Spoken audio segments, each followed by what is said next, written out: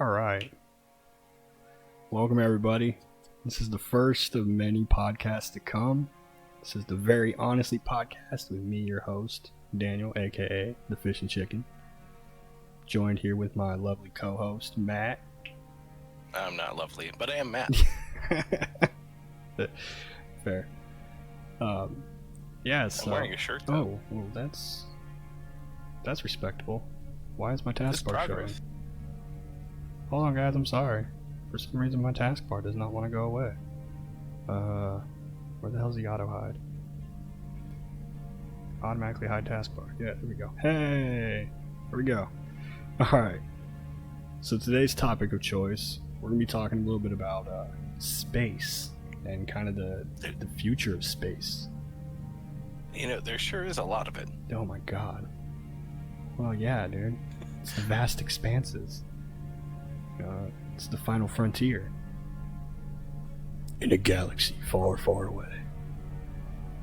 I mean, our galaxy's pretty far away. and we're in it. Shit. It's true. Galaxyception.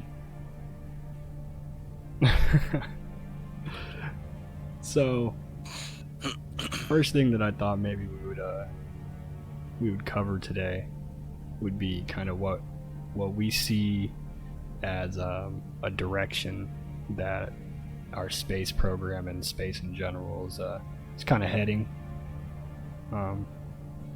What's your take on that, Matt? Well, as with most things, you know, you're watching without any real power to change anything, so you're just wishing that things would go faster. That to me is what I always want to see. Is I want to see more development, faster development. How can we get more people, more structures, more movement into space? How can we go from being a ground-based civilization to being a spacefaring civilization? That's kind of my feel, is that, you know, like if you ever listen to what was it, Jimmy Buffett, Pirate Looks at 40. I kind of feel like that's me, but with how space is. Like, I'm, you know, gonna be pushing 40 in a few years, which is completely and utterly depressing. But we've just dipped our toes into space, and I won't be around long enough to see where we really go. Yeah. So I want it to go faster. I know, right? Like, I mean, and it's crazy too, because if you think about it, like the whole sense of time going faster. I mean, when like space, I don't really know if you could really consider space to really have time. You know, like with how long, you know, things have been around and shit. Like, I can't imagine that space really follows any time rules. Well, you know, it's a very difficult concept to wrap your head around. You know, like when you think about the time frames that, like, they, you know, you'll see a lot of these things where they compare all of human history to, you know, a millimeter on a yardstick, yeah, or a, you know, something like that, where, you know, if all of time were a yardstick, we'd be the tiniest little fraction. And, you know, the Milky Way's been around for 13.5 billion years. Earth has been around for over 4 billion years. Those frames of time are so vast that our brains can't process them. Yeah. So when we think about the distance between, like, even, you know, the distance between Earth and our nearest star, you know, that'd be Alpha Centauri. Well, Alpha Centauri is a little bit over 4 light years away. But a light year is a tremendous amount of time. Oh, yeah. You know, it's at a tremendous amount of distance.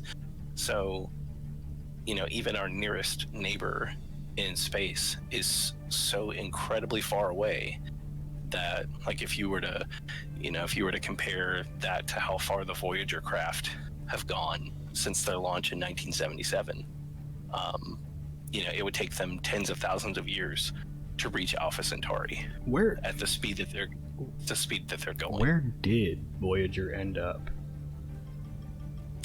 Well, Voyagers 1 and 2 have both entered the heliosphere. So the heliosphere is that area. Or I'm sorry, they're kind of crossing over what's called, I believe it's the Heliopause, which is, if you imagine the sun as an orb of energy that's pushing outward against interstellar space. So it's pushing out like a bubble, and where the sun's energy ends and interstellar space kind of creates that bubble, which is not a sphere. It's actually more like a, if you think about it, it's a gigantic comet in the interstellar medium. Yeah. Right now, Voyagers 1 and 2 are passing through that barrier, and it's not a smooth transition. They're still getting readings from those craft, and the readings are, we're learning more and more every day. Oh yeah. About what the interstellar medium is like, and the kind of energies that are out there. But right now, that's where Voyagers 1 and 2 are passing through, and they're traveling at over 12 miles a second. Yeah. Which is, from here to your house in like, I don't know, maybe a few seconds. Yeah, like 12 miles a second is ridiculous. Yeah. But that's where they are now, and even at 12 miles a second, they would take them tens of thousands of years to reach Alpha Centauri, if that was their trajectory. It's not. Well, and I believe Voyager 1 traveled something like 14 billion miles, like, and to get to where it was going. And then, I mean, that's that's extreme. And people, I say 14 billion miles, but like, that's 42 years. Yeah, I mean, it's insane. What's funny is, excuse me, both of the Voyager craft, like Voyager 1's 13 billion miles away, and Voyager 2 is 11 billion miles away.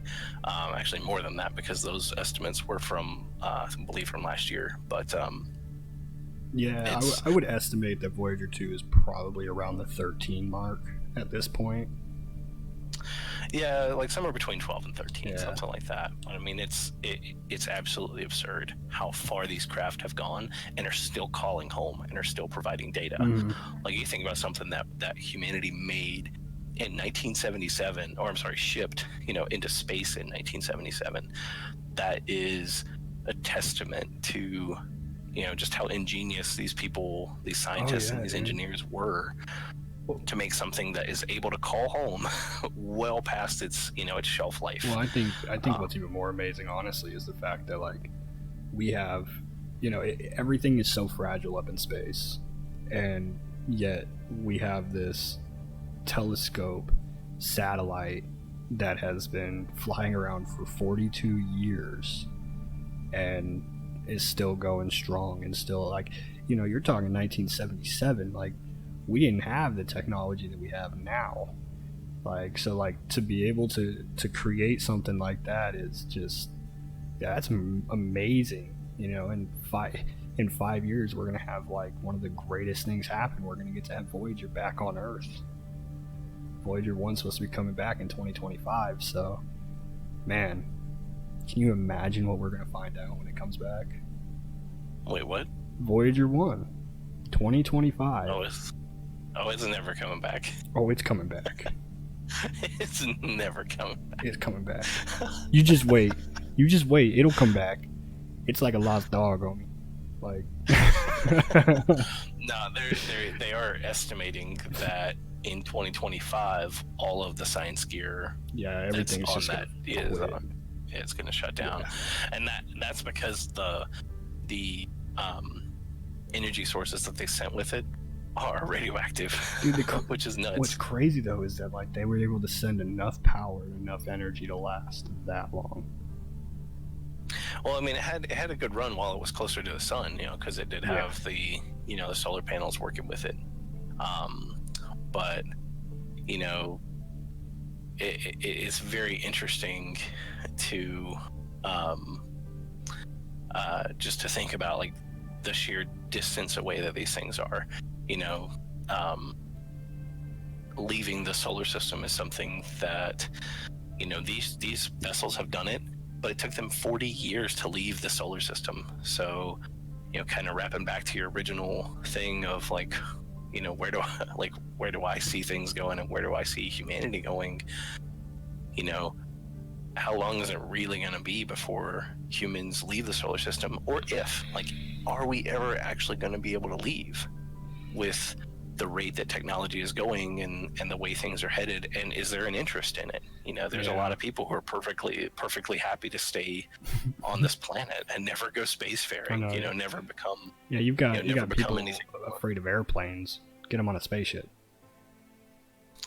I love to reflect on the more some of the more scientific shows or the scientific movies, and there's a pseudoscience makes great movies. It really does. But when you think about what it would really take to get into space for more than a handful of astronauts, the tiniest fraction of Earth's population has been in space. It's an infinitesimal speck of our species.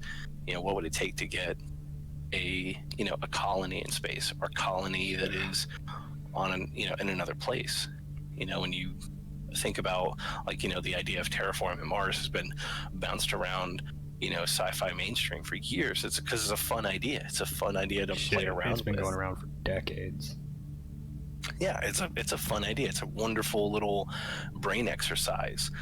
But when you put hard numbers and just the human condition of what seems to be just incredible lengths of time to get really anywhere, lengths of time in regards to someone's lifespan. Yeah, I think that it's important to note that is that when I think about a long time, 20 years of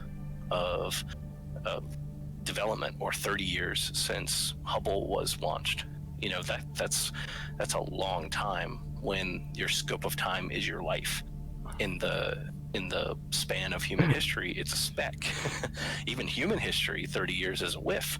In the span of all history, it's such a small speck that you would never see it. But yet we are limited by our shelf life. So I want to see these things happen. Just for a quick intermission, I apologize for anybody that does end up watching this and wonders why the hell I never switched the screen. Sorry. How do you like this galaxy? Yeah, how do you like the space pictures? Oh, it just says stream starting soon? Oh, my bad. Two friends traveling in worlds far, far away.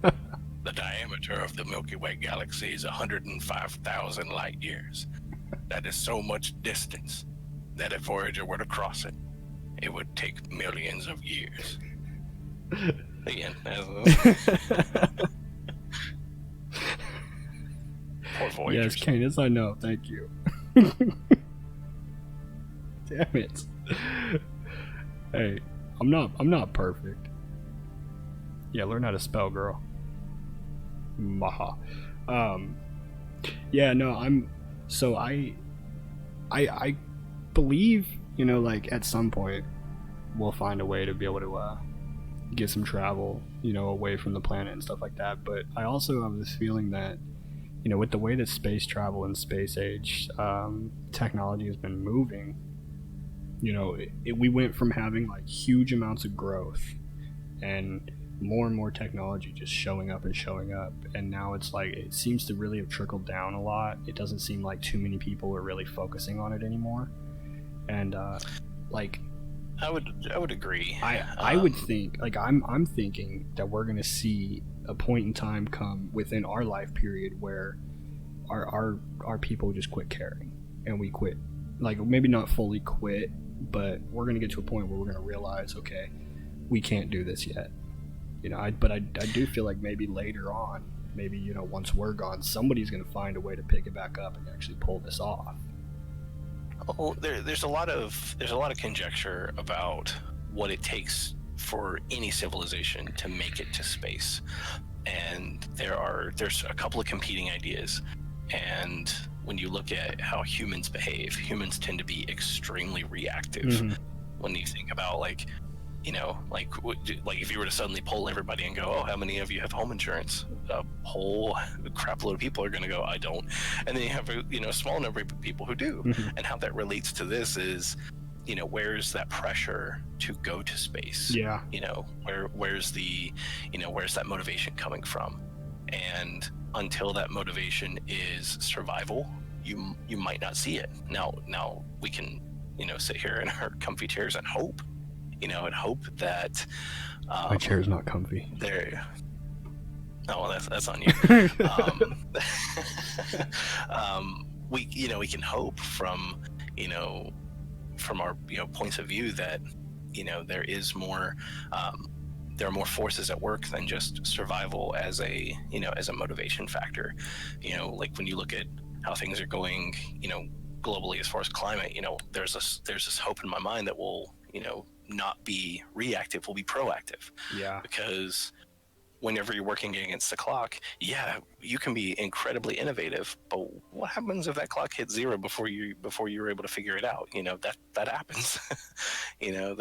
So in my mind, I would hope that we can somehow make it to space, and I'm using these big quotation marks here that you can't see, but making it to space is being able to take care of all aspects of human survival without a planet. Yeah.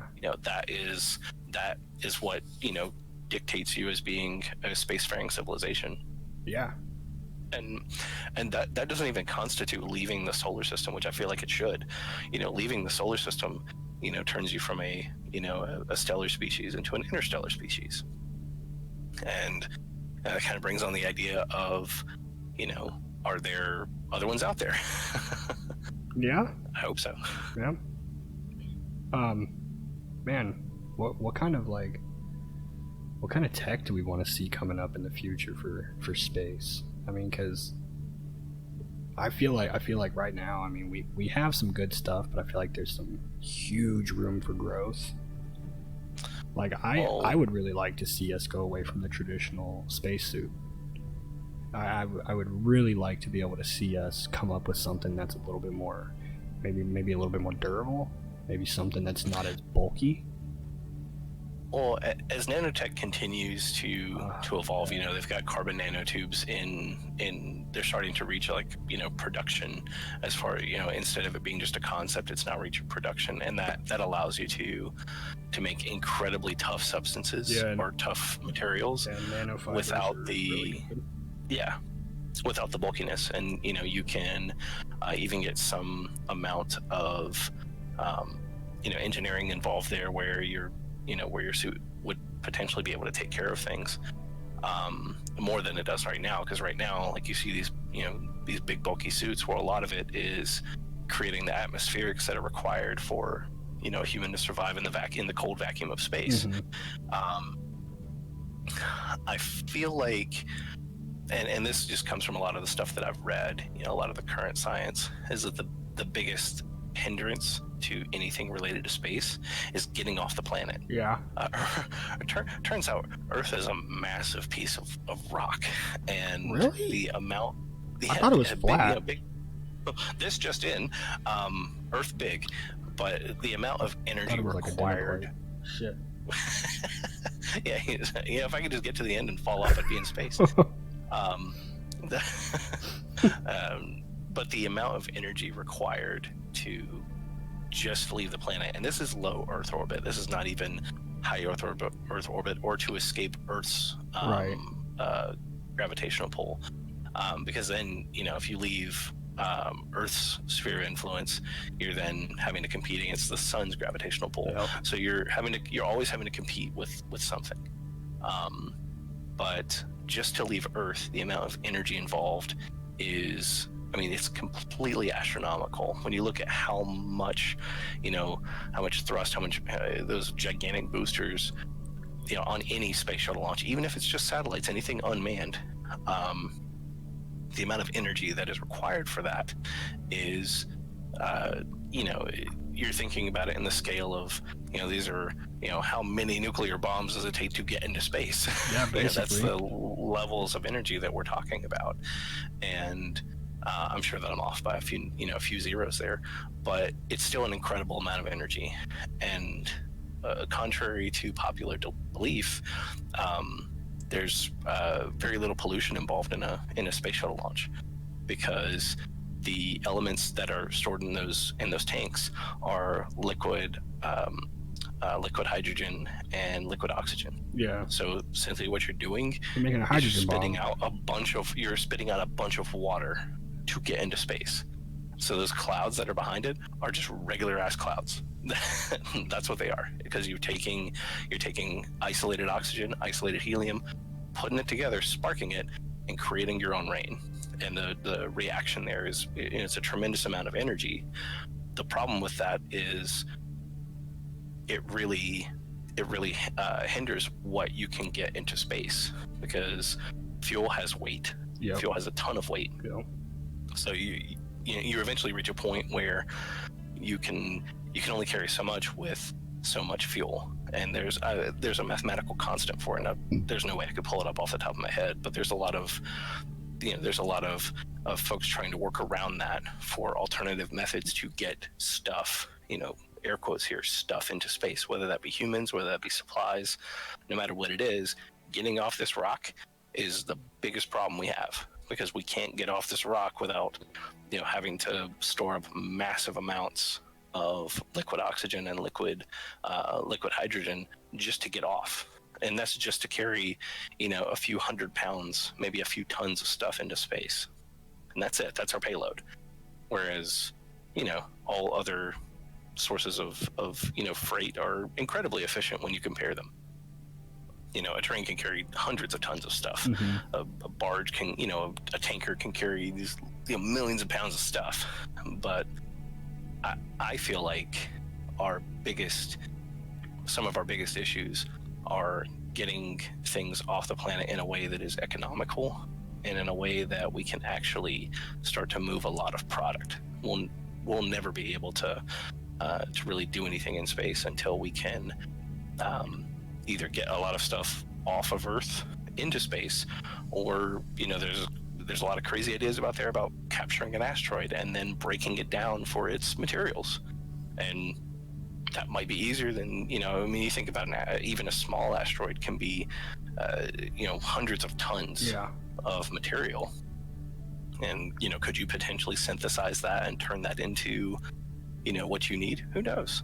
But there's a lot of thought going on there, and there's a lot of stuff that I want to see that we might not see for 10 years, 20 years, 50 years.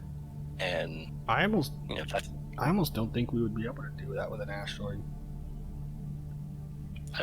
Who's to say? I mean, they've got so a lot of people think about the asteroid belt as being this highly populated area of rocks, and it's nowhere near as populated as the imagination would have you think. It might as well be a wasteland. Well, because asteroids pass quite close to the sun, and I mean that's a lot of heat. Well, the good news is that there's asteroids everywhere. That's good and bad news. The good news is there's an asteroid over us right now.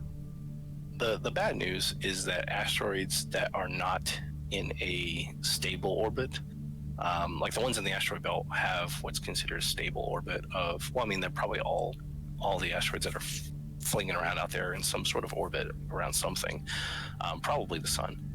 But a stable orbit would be something that is not moving at a wildly different speed than what you're relative to how you're moving. Mm-hmm. Speed relativity. But the idea of harvesting a rock from space, I mean, how far away are we from that? That's some Armageddon shit right there. Like, straight up. Well, I mean, even a small rock can be a big payoff. Even something that was only just a couple of tons. If you were to capture that, that's a few tons you didn't have to put on a shuttle. Yeah. And and I don't think shuttles are going to be the way of the future. I don't. I think that there's too much energy and it's too inefficient for real development in space. They've got prototypes, I believe, of ships that are essentially mounted to the top of a like a big jet, and then the shuttle takes off from the jet, and it's already escaped a huge portion of the trouble, with having to launch from zero speed. Like getting that 0 to 60 is way harder than getting that 60 to 1,000. That because getting off the ground is the hardest part. That's when you weigh the most, and that's when everything is fighting against you the hardest.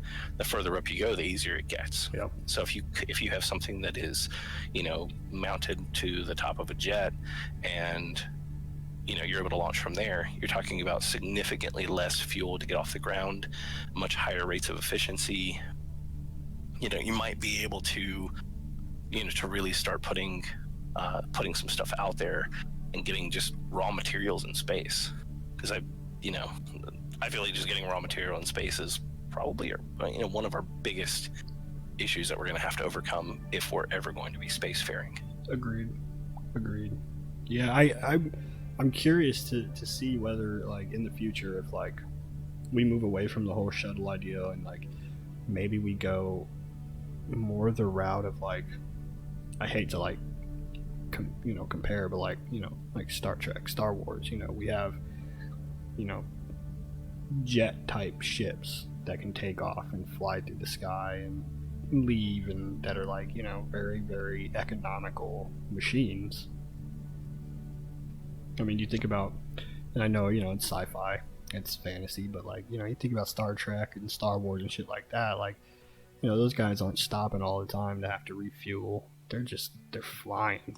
They're they're jumping through space. They're doing all this stuff, and like I think it'd be really cool if in the future, like, we came up with something, obviously not like that. I don't think there's gonna ever be like, oh, let's jump to another system. I don't think that technology will ever exist. But I think it would be really, really cool to see something that's just like, it's not being launched by a rocket, it's not being launched by giant boosters, or it's being launched by its own power. I think that'd be just like, I just think that'd be kind of cool. Well, I mean, energy itself is a funny thing, and that's where the troubles. I feel like the trouble's always going to be, is how generally speaking, and it's the same thought for like traveling the Oregon Trail. I think it's a little bit different. No, it's actually surprisingly similar. Syphilis, gonorrhea, they call it that. How can you expect to get to your destination if you don't have enough fuel for the trip? Yeah. That is the same rule as you have an Oregon Trail, and it turns out it's the same for space. Energy is a bitch. That's what it comes down to. Oh, yeah. So how do you getting back to like the conversation about Voyager, there was some genius level stuff going on to make these these little, if you were to compare how the Voyagers look to the satellites that we have going up now, the Voyager satellites would look dinky and funny, but there's some magic going on there with how well they're engineered, and they used radioactive materials to provide the heat to keep those going. But radioactive material is a finite resource. We can't just make more of it if we so chose. It's just not. It's not an option. Now, it could be short-term gain to get the energy required to go from place to place. But at some point, you're going to run out of fuel, and generating like one of those concepts of space is, well, where would you get all your energy from if you were to travel to another star system? And it's a very interesting thought, like a thought exercise. That's when the Dyson sphere comes in. Well, I mean, while you're in this particular solar system, yeah, the sun could provide you all the energy you could ever want. All you have to have is a way to harness it. And humans are really ingenious. We've figured out lots of ways to harness the sun. Oh, yeah. Believe it or not, the asphalt that you drive on every day is harnessing the sun's energy. Mm-hmm. Whether or not we use it, that's a completely different story. But we're harnessing the sun's energy in a lot of different ways, and we're getting smarter and smarter about it all the time. Well, it's funny that you actually brought that up, because I just read an article the other day about this scientist and inventor and stuff who's trying to come up with a way to embed some type of solar capture device inside of asphalt, so that like while you're driving and stuff, fucking, well, not even while you're driving, it has nothing to do with while you're driving, but like the roads that you would drive on are collecting the energy needed to run, you know, this building or this town, or you know, and I think that's a pretty good idea. The only problem I see with that is asphalt is very fragile. Yeah. I want to say it was in France. Oh, I said it, didn't I? What? You started giggling and I just caught it. Well, so we made a solar powered road, but it was our first. It was our, and I say we, I mean, you know, humanity. You know, we tried it out, and our first pass was, you know, wasn't exactly a raving success, but everything has to start somewhere. I mean, our first rocket's all detonated in our faces. So, you know, stuff like that it's got to happen. You know, you got to have your fumbles before you can get a win. Oh yeah. So everything that we can do as a civilization to harness solar, not only is it going to help us on Earth, but it's going to help us in space. Mm-hmm. Because in space, there is there's no, like, one of the coolest concepts is that there's no night. The sun is always working. So once you have reliable solar generating technology in space, you know, like what you have with the space station, solar provides all of the energy up there. All of it. It's you know, because now while you're orbiting the Earth, yes, technically you still have night, but it's very, very short, because when you're flying around the Earth, the space station is rotating around the Earth multiple times per our day. It's already just zooming around the Earth. I think it's like 3 or 4 rotations per day, I think. Look it up real quick. Yeah. Let's find this out. So it looks like the space station orbits the Earth 15.5 times a day. Oh, holy crap. Okay. Yeah, I mean, that thing is zooming. So, and like when you look at a picture of it, there are these awesome, gigantic solar collectors, and it's providing all of the energy. And those are photovoltaic, and those are old photovoltaic. Mm-hmm. As we get better and better with photovoltaic, we'll get a little bit better gains on how much sunlight it, you know, takes. And as we get better materials, we won't have to use such exotic materials. I mean, there's gains that we're always coming up with and that we're always making. Battery technology is always improving. So, you know, at some point we're going to make, I'm hoping, we're going to make the discoveries that are needed to really not only thrive, you know, on Earth, but also in space, because I feel like solar is critical to that. Mm-hmm.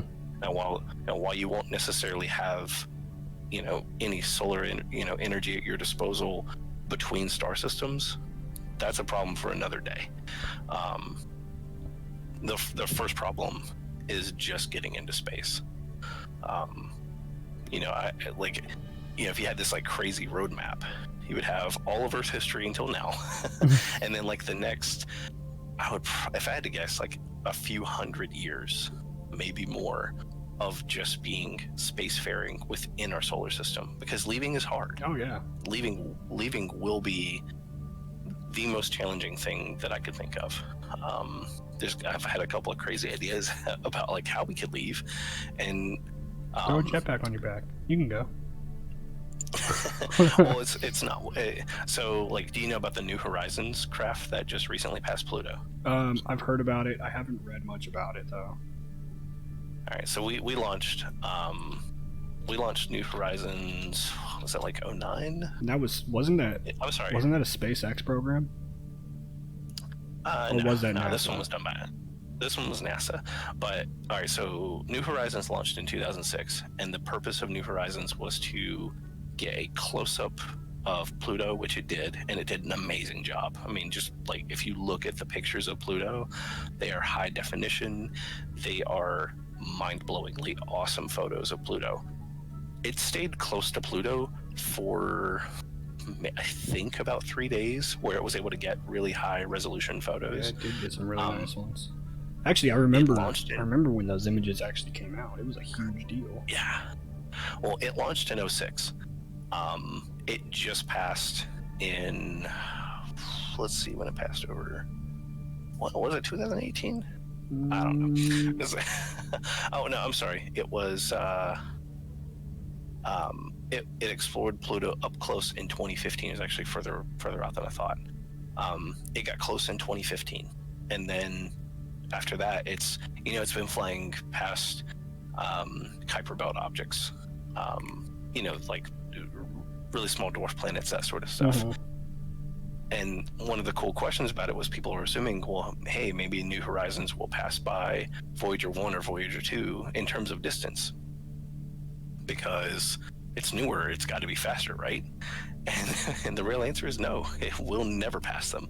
Because the Voyager spacecraft got gravity assists from the planets that yielded a higher speed for those craft than New Horizons will ever get. So, like, I think that if we were to ever leave, we would have to use gravity assists in order to do it. And the way, like, I don't know how much everybody knows about space, but the way gravity assist works is like a slingshot. You swing by. Yeah, very much so. It's you swing by a planet, you're coming at the planet at X trajectory. You follow the curve of the planet, essentially like being grabbed by, somebody holding a rope and swinging you around, and then you, fire off in another direction much faster than the energy that you came in with. And so the Voyagers are really moving, but the only way that I feel like we're ever going to be able to get anywhere, like our first interstellar mission as humans, we'd have to have gravity assist shoot us off in a particular direction somewhere that when we get there, we don't have to use fuel for the trip. Once you get up to a certain speed, you can cut your engines. You don't have to do anything to maintain that speed in space. Yeah. The Voyager craft they haven't fired up, they haven't done anything to gain trajectory or to gain speed in, I believe, decades. Yeah, probably not. But there's nothing that's slowing them down. There's no inertia.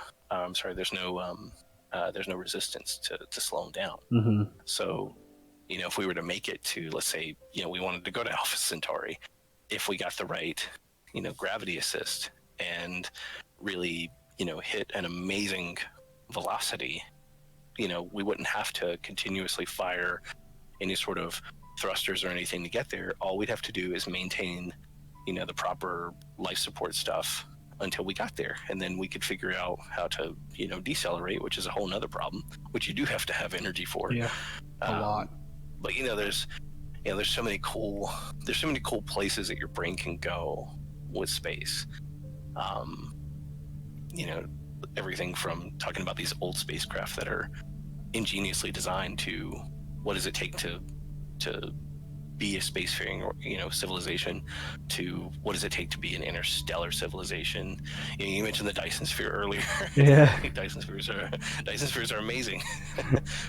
Will we ever build one? I don't know. And I think we will. Probably not on that scale. No, guaranteed not at that scale, but I feel like we will at some point. I don't know. A lot of it makes me think about what other species might be out there doing. Are they going through the same struggles, or did they go through the same struggles a million years ago, and now it's just a matter of being lucky enough to pick up on one another. Mm-hmm. That's a lot of where my mind goes with thinking about space. Yeah. Is the Milky Way has over 150 billion stars. Multiply that by X number of planets, and you've got hundreds of billions of planets. Each planet you could think of as a roll the dice for life, and we can't even see any of these planets. We're just starting to see exoplanets. Yep. Just starting to. We haven't passed more than a few thousand exoplanets, and most of those are the ones that are the easiest to see, that being the really, really big ones that are really close to their parent stars that cross in between us, our view, and their parent star. and we pick up on the light permutations to know that it's there. And there's some really really smart people who are running that light through. They're essentially, I want to say it's a spectrometer that is trying to determine what elements are in the atmospheres of these exoplanets. But we're just now seeing them. Yeah. Just now. With 150 plus billion stars, to me, it's not if is there life out there. It's how much. Yeah. Where is it? Where is it? No, definitely. I mean, there is for sure some kind of life. It might not be intelligent life. It might not be life as we know it, but there's definitely life. Like we've talked about before. They've found bacteria and stuff like that on Mars and on the moon. Like, you can't tell me that it's not possible. Like, you just can't. Space is made up of everything we need to live. It's made up of everything we are. We are space, technically. Like, so the idea and the thought that there's no other life out there but us is, I think, the most ignorant thought that we could have as a species. I mean, I think it's an easy thought to come across, because you can look at everything and go, well, if it's out there, why haven't we found it yet? Well, because it's giant. We haven't found everything in the ocean either. Right. I mean, well, if you think about it, if you dropped me and you in the ocean at two different places in the entire, like, all the oceans are connected. If you dropped me and you in the ocean at two different places, we would never meet. What are the odds? Well, yeah, what are the odds that we would meet until one of us dies? I think it's like a 0.0001% chance. Absolutely infinitesimal. I mean, you could take everybody on Earth and dump all of us in the ocean, and you probably still have people that never run into anybody. Oh, yeah. Because the ocean, in scale of just how many people there are, it's that big. Yeah. And that's it's a kind of an interesting microcosm for space, because we're one drop in the bucket, and another civilization could be another drop in the bucket. Well, I mean, I don't think people pay attention to the idea of, like, percentages. Like, the Earth is made up, what is it, like 92% water? Well, not the composition of the Earth itself, but I mean the outer surface is, the going rate is, the Earth is like, what, 70% water? Is it 70? Like, I can't remember what the percentage is, but I mean, when you stop and you think about how vast our land is here on Earth, and then 71%. 71% of that's how much water is covered, or that's how much of the surface is covered by water. So yeah, like, and there's still a lot of land left over. Yeah, like, and when you think about that, like, that's 71% that's water. So you're only talking, what, 29% is habitable land, and not all that land is inhabited. So the idea that, like, there's not enough people in this world, like, to be able to even conceptualize what that would be like. And yeah, I mean, space, like I posed that question the other day. Fucking, oh man, I was doing really good with not cussing. Dang it. Family friendly, sweet. Yeah. Well, whatever. I guess I crossed that line. You lost your badge. Yep. We're gonna take the badge from you now. It's no longer family friendly space chatter. So, like, it's like, where's the end? Is there an end anywhere out in space, or is there a point where there's no more planets, there's no more stars, there's, like you're talking about driving to the edge of the wilderness and somehow actually finding it, right? Well, I mean, there are a lot of theories that space is always expanding. It kind of goes with, with the Big Bang philosophy of, it all started from one focal point. And there's a lot of thought experiments that have gone on there. And in my opinion, while that stuff is great science, it doesn't apply to, to here. It doesn't apply to how, we're going to, move forward. But there's a lot of talk about how, our universe is expanding outward and at some point it will expand outward to the point where the pull of all the stuff that's out there will start to pull. It'll start to coalesce together, and the gravitational forces will pull everything closer together until it goes into a big crunch, and then and the process repeats again. There's some interesting philosophical thought going on there, because in here on Earth, life happens in a cycle. Birth, growth, prime, decay, death, and then starts again. And this happens with animals and ecosystems, and just about anything. Stars stars grow, they explode into action. They have their prime years, they have their decay years, they have their death years, and then the process begins anew. Yep. So it's very interesting to think that a universe could be something that, let's say that a universe, ours, could be 100 billion year cycle, and we're only in year maybe year 20. I don't know. Yeah. You're worth year 20 billion. 80 billion years to go. Before that cycle begins anew, and you have big crunch, and then big bang somewhere else. I don't know, man. Those thoughts are too big for my tiny brain. Well, because it's the whole idea of the universe always expanding is, in my opinion, one of the most mind-boggling concepts, because for me, and probably most other people that are interested in this stuff are going to feel the same way, but when I'm thinking about space, I'm kind of in a closed mind state where everything here has point A, point B. There's a start, there's a stop, there's a beginning and an end, and the idea that space is ever expanding, it's in my mind. I'm like, well, where is it expanding to? Where is the wall that dictates where it's at before it expands again? like if you were to point at a random empty spot in the sky and go, that spot has to lead somewhere. Yeah.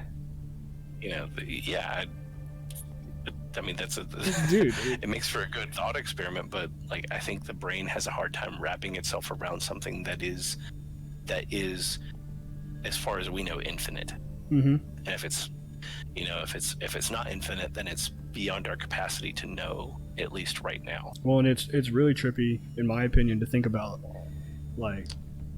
Here we are, these tiny specks on a little planet that is in itself a speck within the universe. Within yet another speck. Yeah, exactly. It's a speck within a speck within a speck, and just to try to logically understand where we sit in the universe is kind of for me, it's a mind-blowing experience, because I'm so logic-based and I want to know everything there is to know, but nobody has these answers. And well, I mean, part of me hopes, just hopes and hopes, as ridiculous as it is, that some advanced alien species would be able to find us. Dude, that'd be so great. Because give us your secrets. I think it'd be amazing.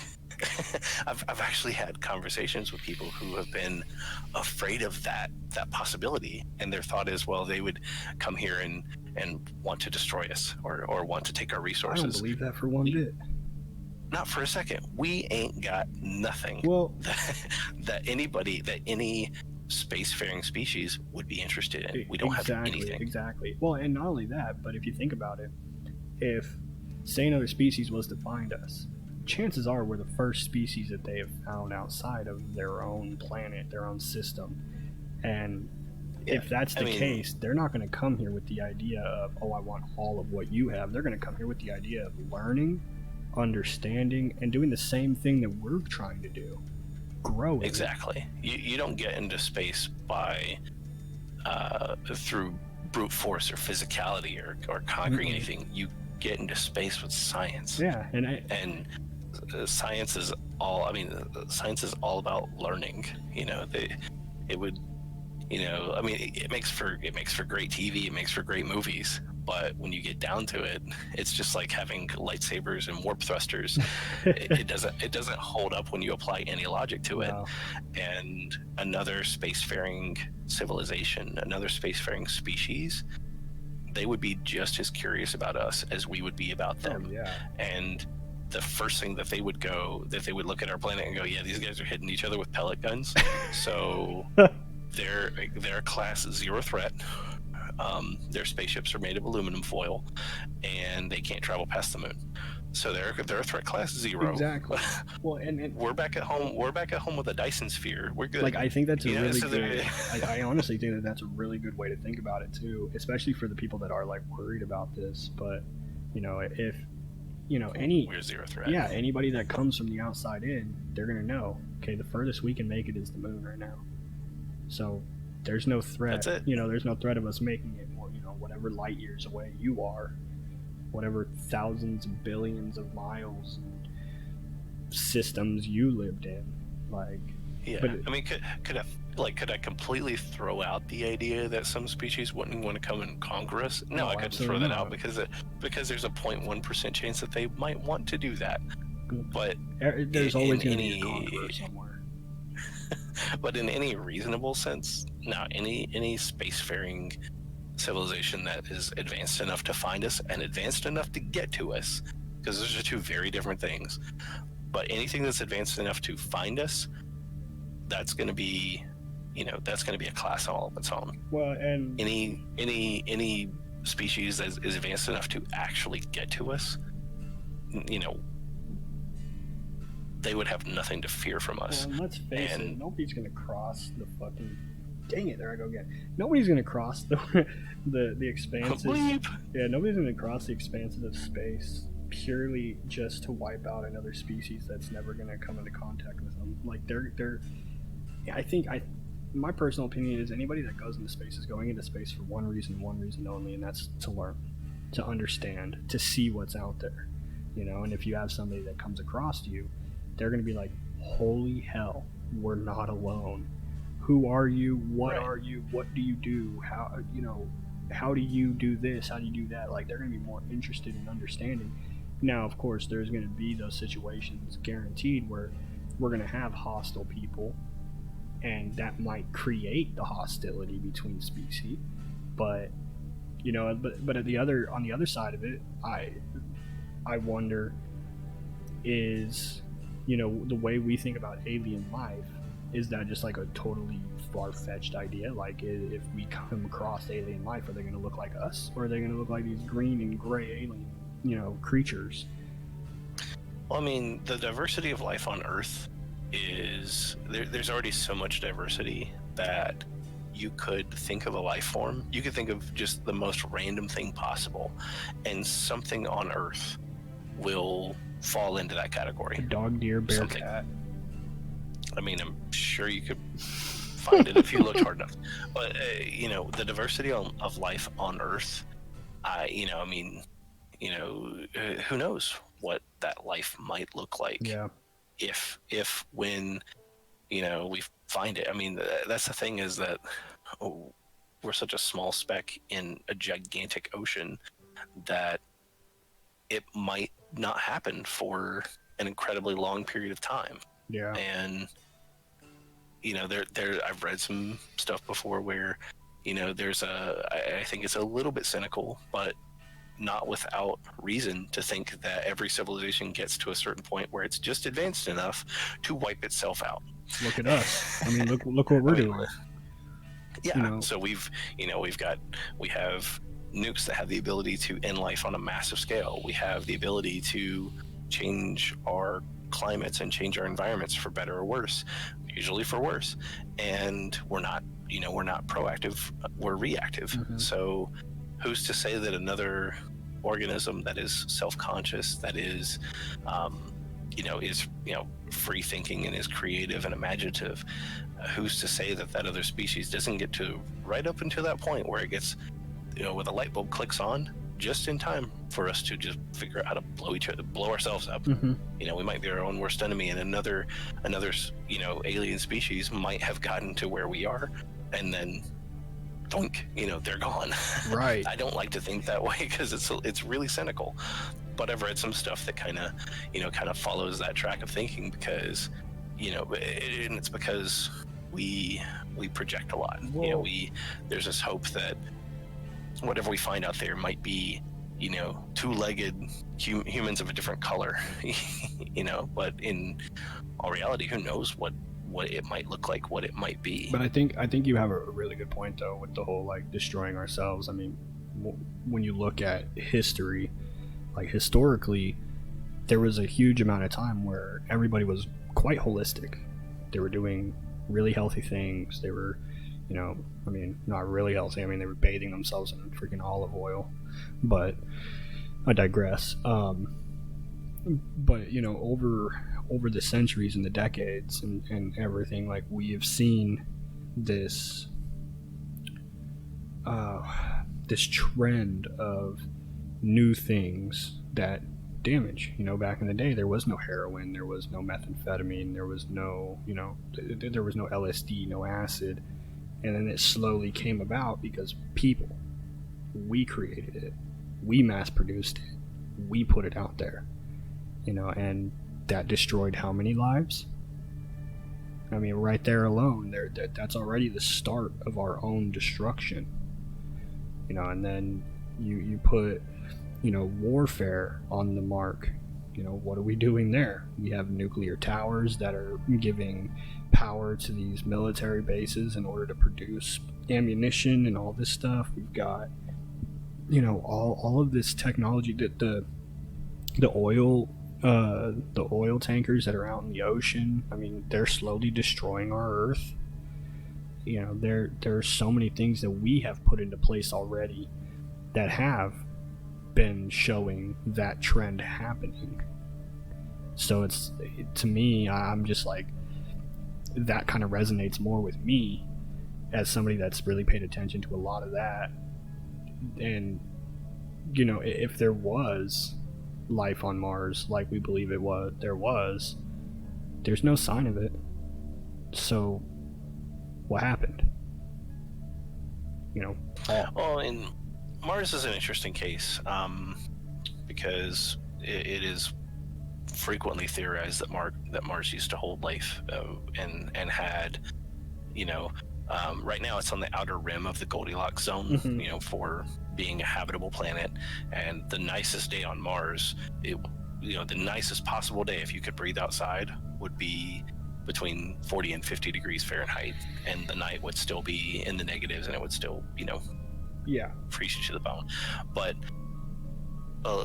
millions/billions of years ago, that Goldilocks zone for Mars was different. Mars was itself different before its atmosphere burned away. Earth has what's called a dynamo, and it's able to create its own magnetic field. So Earth is able to repel some of the energy from the sun in a way that Mars is not able to do. And without that dynamo, Mars essentially lost the battle with the sun and paid the price by losing its atmosphere. When you think about it that way, it's kind of sad. Yeah. But without that dynamo, Mars is not able to hold on to its atmosphere. And there's some really cool science. I don't think we have time for it, but there's some really cool science about, like what it would take to terraform Mars, because there's some fun thought experiments you can do to create a habitable Mars. Would it take hundreds of years? I think it would take many hundreds of years, but with it being essentially in our stellar backyard, we could do it.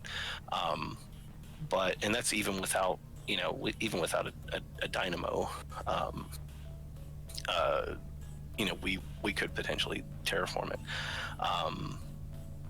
But it's very interesting to read about how Mars lost its atmosphere, and how we think that it used to be covered in water, and it used to be very habitable, and it used to harbor life in oceans and all this other stuff millions or billions of years ago. And I think that as we continue to to poke and prod Mars, that we'll we'll slowly uncover those little secrets and those little pieces of missing data. And I think the more that we stretch out and look for life, the more we're going to find it. Oh, I mean, yeah. right now we're talking about missions for Europa, you know, because they think that Europa has liquid ocean underneath a layer of ice, and that ocean is warmed by tidal forces, gravitational tidal forces, as it spins around. I want to say it's Jupiter. As it spins around Jupiter, it has a push-pull effect. Well, that creates friction, and that friction is warming the inside of that planet. So they think that under this huge thick layer of ice, they think there's this massive ocean, and because they've been able to get some of the they've been able to I think see some of the makeup of the molecules from the geysers on Europa. And so there's some really cool places, and I think they've already detected the building blocks for life.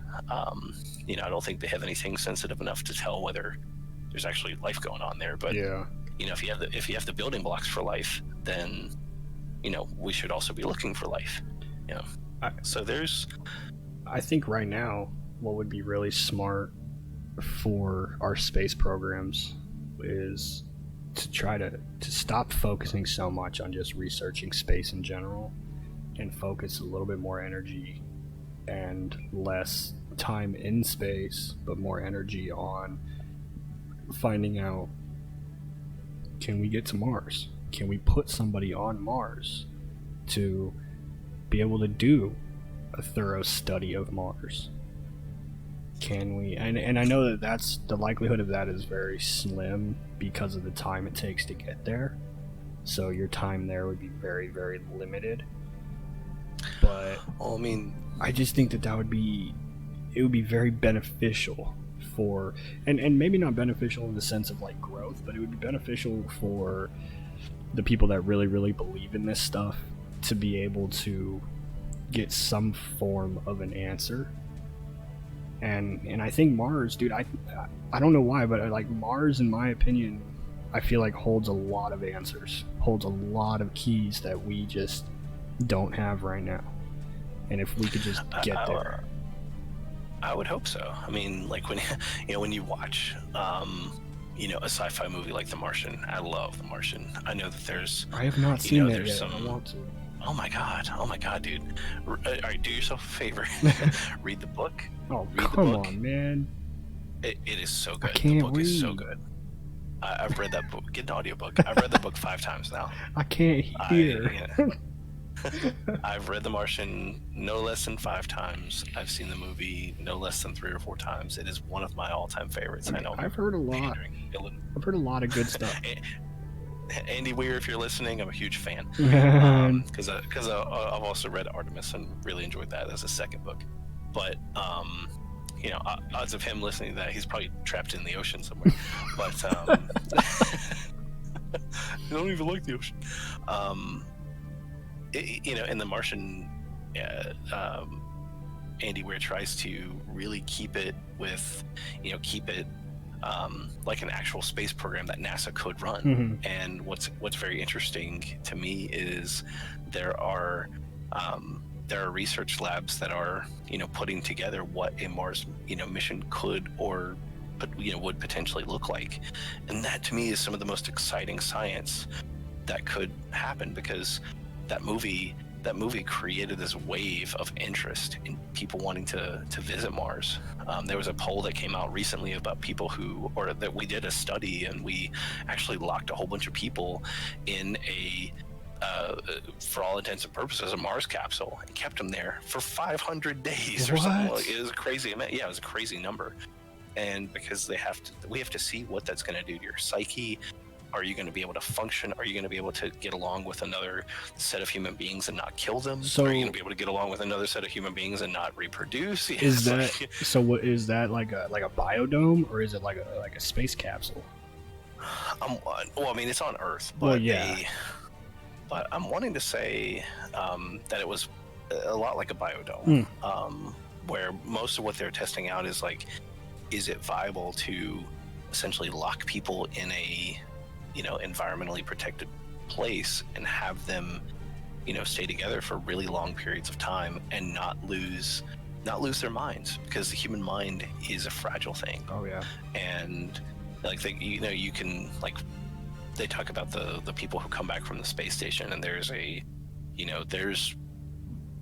certain things that you have to overcome whenever you stay in space for long periods of time. Muscle you're away from your atrophy. family. Yeah, well, I mean, you're away from your family, you're away from your friends, you're away from your creature comforts. You can't have a pizza, man. Well, Matt's out of the equation. I'm out. I'm never going to Mars if I can't have a damn pizza. But I mean, and these are real things, and people have to pay these prices to, for the sake of science, and they're prices that, I'm honestly unwilling to pay, or have been. And it's a great, it's a great thought experiment. I'll deal with being lonely, but I won't deal with no pizza. But these are prices that real human beings are having to pay to further the, this study of space, and how we can eventually move in that direction. And if we can, I mean, there are some big ifs there, and I think we can. Like the idea, it's just going to be a matter of when can we. Well, I mean, you have to meet certain bare minimums of what a human can endure in those situations. Well, I mean, give the Earth a couple hundred years, dude, and it'll be a planet that looks like Mars, and we'll be all right. Space will seem like a paradise. Yeah, dude. I mean, the human mind gets very set in its ways, and it takes real strength of character to go up in space and be away from your family and your loved ones and your creature comforts. And I'm pretty sure nobody's getting laid up there. I mean, these are things that the brain needs all of these things in order to do it in zero gravity. I think everyone does. But have you heard of these? There are these planes that they use to film Apollo 13, and they're I want to say they're called vomit rockets or something.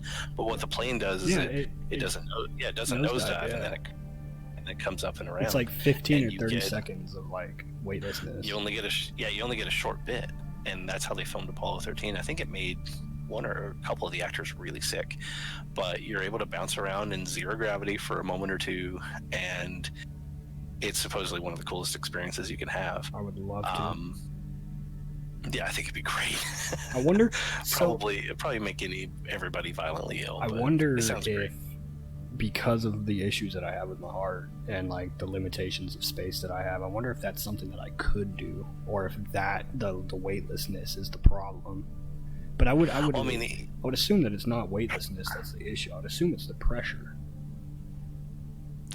I don't know, man. I mean, that stuff's beyond my knowledge of science and physiology, but the cool things that we're doing right now to find out whether or not we could actually pull off a Mars mission. I mean, a lot of that has been bouncing around the human brain ever since we put our first probes on Mars. Yeah. But then to have a movie that was strongly rooted in what a program could look like, and what a NASA program could look like, I think that has been a huge boon to the thought of going there, and the thought that crosses my mind is that what if it's 50 years, what if it's 100 years before mankind sets a foot on Mars? I want to be alive for those things. Yeah, dude, I know. I want to be around for that, and I think that is that itself might be the true problem with the human condition is we can dream up the coolest things. Jules Verne, came up with, what was it, 20,000 Leagues Under the Sea. Mm-hmm. And we went there. We've gone to the Marianas Trench. We ate that shit. We have gone to the moon. And anybody who says otherwise is, I don't have the right words for them. Dude, but you don't belong here. Find another podcast. Find one of those prepper podcasts. Yeah. Dude, I'm like, the one thing about that argument that always drives me nuts is people that like focus on like the footprint and the flag. Well, what people don't understand is there's movement out in space. Like, it's just not wind as we know it. but there's movement. That planet is still, that giant rock is still moving. We went. It's not. I don't know. Stuff kills me. That would be the dumbest hoax to ever make up. Let's just put it like the government would pay major prices for that kind of hoax. And it's always ridiculous. Well, and the thing that always like buy into. Yeah, and like the thing that like always makes me question like people's reasoning for believing that is like, do y'all not realize that the Americans are not the only people to go there? Like, there's other countries that have gone to space. So, do you really think that those other countries are just lying, just like we are? Like, I don't think so. Like, no, we went. We've been there. We are there. Like, there's no doubt in my mind at all. I just, Neil Armstrong just does not come off as a liar. Neither does Buzz Aldrin. Well, I think it's human nature to be argumentative, and yep. There's some really interesting psychology that goes into how people, like, what goes into when people defend their stances on things. So, something for another time. Or not, but Yeah, or not. Next time we talk about how cool oceans are. I don't eat seafood. Let's talk about our favorite fish. I hate fish. Okay, let's talk about our favorite shells. I don't like shells. Let's talk about how much of a dunce you are. Yeah, no, I don't know. I think the future of space is it's probably one of the biggest, like, what's the word I'm looking for? I don't know. I'll just say concepts. It's just everybody. I don't care who you are, whether you're into space or not into space. You have a moment in your life where you think about it and you wonder, what would it be like? And well, I mean, it's ever present. Yeah, like the star. Like anybody can look at the stars. Anybody can look at the moon. Mm-hmm. It's there for all of us to wonder about. Yeah, like, and I feel like a lot of people are doing themselves and space a disservice by not finding somewhat of a passion within it. Whether that passion is just to learn about it and to understand it, or to actually study it, be that scientist that's on the breaking edge of something great, or just be that person that just watches. But I think the kind of it's going to take a change in possibly the general will of an entire population. Right now it's when people talk about things they're proud of where they're from, or they're proud of their accomplishments. And I think that to really get into space, we're just gonna have to be proud to be human beings. Yeah. We're gonna I'd like to see the focus of what is the can humanity set its own goal? No. Because right now I kind of look at us as a collection of individuals, and we're not a goal-driven species. Now, I mean, can other species have goals? I don't know. I mean, maybe.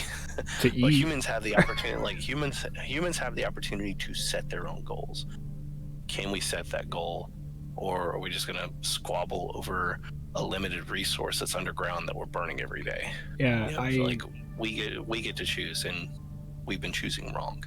Yeah, and unfortunately, I don't really see that ending.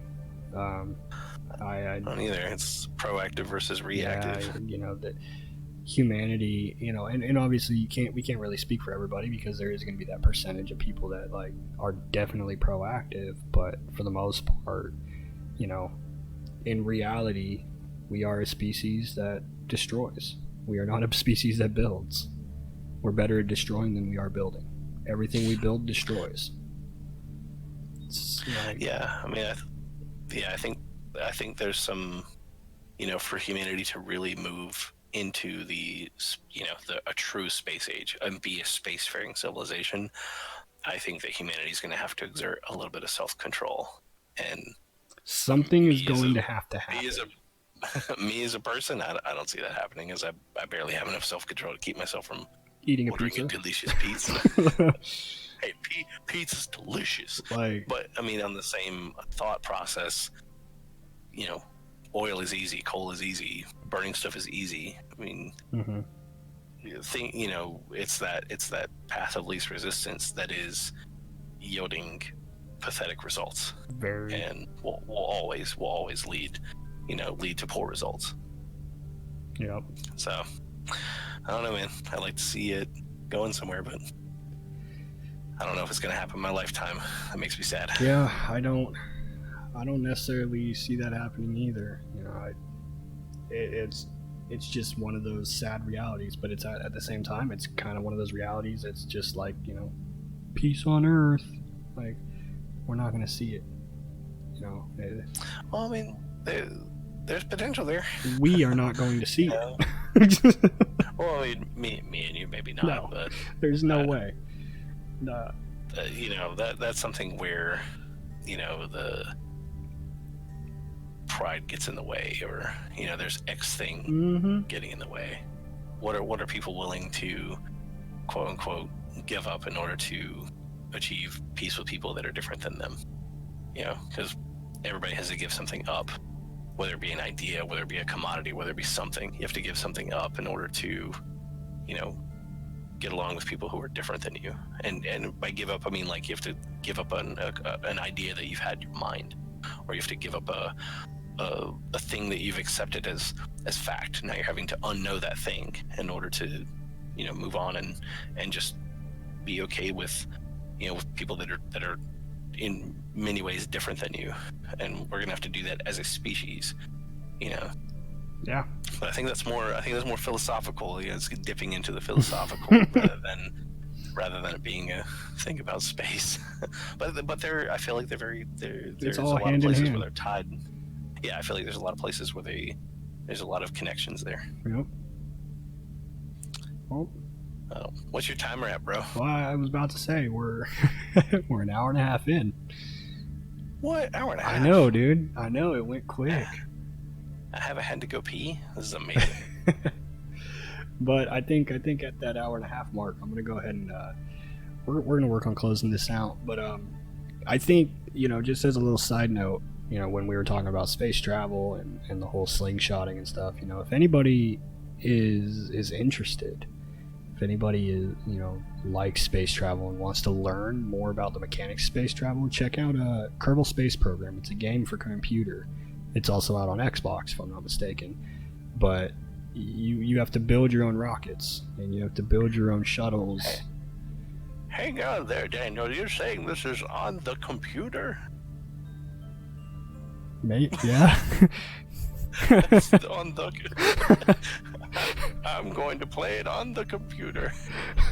Sorry, it's on PC. Jesus.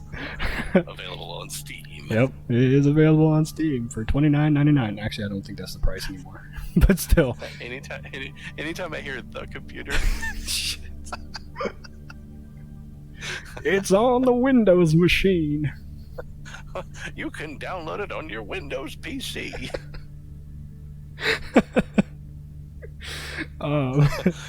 Just shout out to Microsoft. Windows 7 support is ending soon. So if you haven't gotten off your butt, now's the time to do it. Be proactive. Anyways, back to the Kerbals. So it is a game that is based upon learning how to kind of travel through space and creating your own spaceships, your own rockets, your own shuttles to take things up, to build your own space stations, to be able to research these planets. And you have to really pay attention to orbits. You have to pay attention to gravitational pulls. It is a really, really cool game for anybody that's really deep into like the space stuff. So, if you're interested, go check it out. Kerbal Space Program. Tell them I sent you. It'll do nothing for me. But yeah, on that note, damn, this was a good one. It was a good podcast. Good What are you first. talking about? What are you talking about? It's the only one. I know it's the good first. Well, I mean that means by definition is the best one. This is the best podcast. Best podcast possible. And very honestly, it's been fun. Yep. Later, man. Later. All right, everybody. If you would like to check out more of my little casts here, I keep clicking buttons. Tune in Sunday evenings. This is going to be where we're going. I don't know why it's be right back screen. Oh, do I get to do the socials? Hammer it out. Make sure to donate, subscribe, watch stuff on YouTube. You know, I don't really know how this works. I give up. That's great. It should just say donate and stuff. Yeah, just donate and stuff. You're gonna get like a stuffed animal in the mailbox. Yeah. You didn't say donate money. Donate to my stuffies. Yeah. Donate random objects. Send this guy a bag of charcoal. Be sure to check me out. You know, if you're listening on YouTube, my Twitch channel is Fish and Game Life. It's Fish N and then Game Life. You can check me out there. And if you're watching this on Twitch, check me out over on my YouTube channel, which is Fish and Game. Had a lot of fun here, guys, and I look forward to speaking with you all again very soon. Hats off to y'all, and may the force be with you. Oh man, we got okay. All right. Pew pew pew pew pew. Beep boop beep boop beep. I'm out.